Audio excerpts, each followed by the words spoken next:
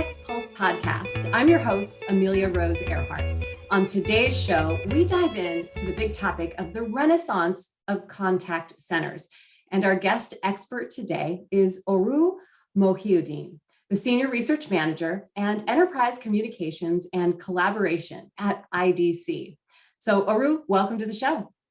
Thank you very much. It's great to be here.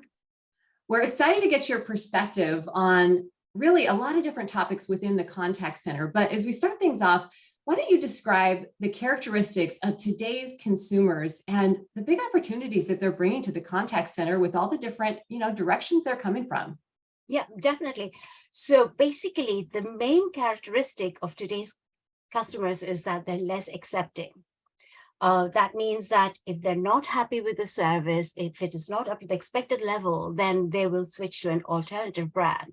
So the quality of service, agent performance, to a large extent determines brand loyalty, and then that in turn drives, business value. So the question is, what kind of service do you provide? And at the very heart, you have to remember that the customers today are time-starved. They're juggling multiple responsibilities simultaneously, and they don't have the time to sit on a phone and wait indefinitely to speak to an agent. So the service will have to be flexible, convenient, and quick. The customers also expect the brands to know who they are, what they're calling for, and even anticipate future needs. The main characteristic of today's customers is that they're less accepting. If they're not happy with the service level, then they will switch to a different brand. So the quality of service goes a long way in determining the brand loyalty as well as business value. So the question is, what kind of service do you provide? At the very heart, you have to remember that customers today are very busy. They're time-starved. They cannot afford the time to be locked up in a phone to wait and speak to an agent. So the services today will have to be quick, flexible, and convenient.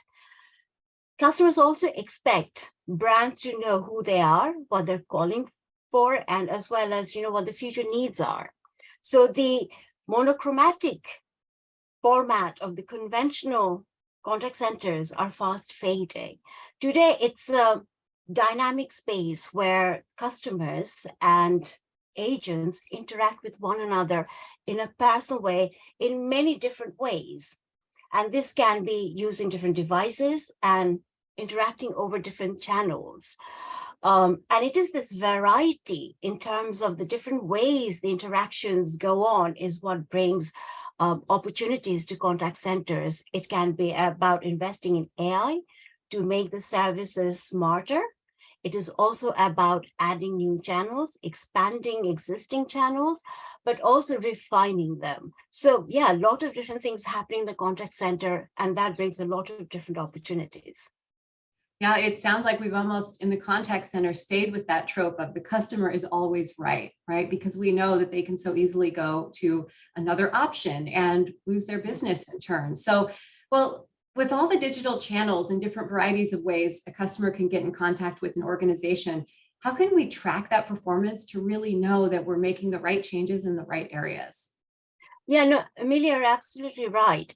Digital channels are very important today because they're taking on a lot of the traffic, and contact centers have to decide which channels to invest in, which channels to use, because they have to make a strategic decision about it. And there are a number of different ways in which channel performance can be tracked. According to IDC, the most popular way of tracking channel performance is ROI, or return on investment. That's basically looking at the traffic volume of different channels. So channels that carry more traffic are assumed to be more useful or beneficial for customers. The other one is channel deflection rate. It's basically how quickly before a customer abandons a channel. If it is quick, then it means that they're not benefiting from that channel and it's not useful. And thirdly, it's about self-service, which is basically if the customer can resolve the query on their own or his or her own on that specific channel. It means that the channel is effective, but it also means that it is helping contact centers to keep their costs down and manage their resources more efficiently. So there are a number of different ways in which you can do that. And it's a very important part in how contact centers determine their operation. Yeah, and it sounds like it's really the combination of a really well-running contact center with the boost of these AI options. And your research tells us that there's a lot of investment going into the contact centers around AI. Can you dive into that a little deeper? Yes, definitely. So AI is very important. It's an integral part of contact centers today, and the benefits are multifaceted. It is the very backbone of a customer's journey from the time they start to look for their answers until the point they find it. So the functions of AI can be broken out into two broad parts. One is driving faster resolution, and the other one, which is also related to the first one, is augmenting agent performance. So bots today can answer some basic queries, and investments are going into bots to make them more sophisticated so that they can take on more complex questions.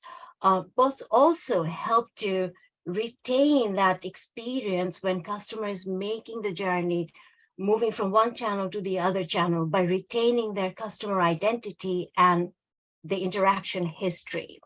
Now, let's say after that, a call needs to be escalated to human agent. In that case, AI provides relevant information for the agent to provide that personalized service by telling the agent who the customer is, what their interactions have been. AI can also prompt the agent to the right sources to be able to determine where to find their answer, contributing towards a faster resolution. Then AI can also provide guidance on an active call to an agent in terms of how best to conduct that call. And then finally, AI can provide recommendations and suggestions for follow-up steps, as well as make reference to products and services which a customer will benefit from based on their past preferences and demography. So you can see that AI plays a pretty wide role within contact center operations in enhancing the performance and helping agents to excel in their roles. Yeah, it is such a pleasure as a consumer when you speak to the next agent and they know your information, they know who you are. That I always breathe a sigh of relief and think, oh, this call is going to be a little easier, right? And that type of feedback has got to feel good for the employees too. So let's talk about the ROI that AI can actually bring to the team members in the contact center. Yeah, so I've already touched on that in my earlier point. So the most important ROI is that it can empower agents. Again, agents are such a critical part in driving business value that they need to be empowered to be able to provide that level of service. Now, I've been mentioning that contact centers are evolving, and with that, the role of agents are changing. So gone are the days when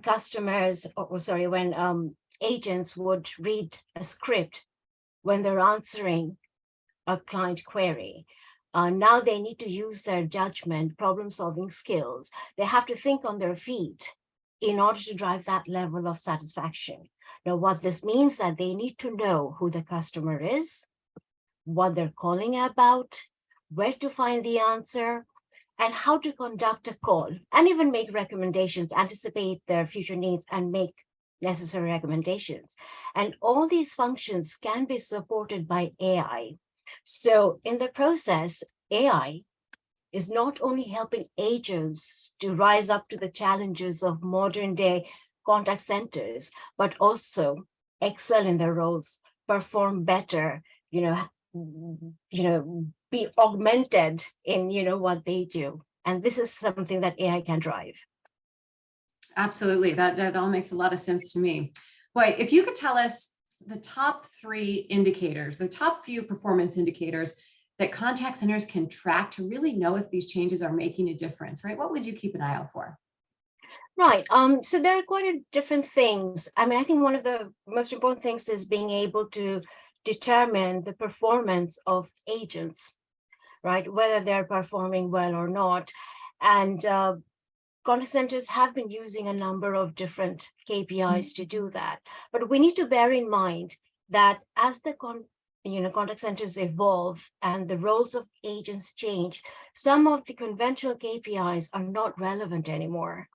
So they need to be updated, but it doesn't mean that you can't use the existing KPIs, but the order of priority changes.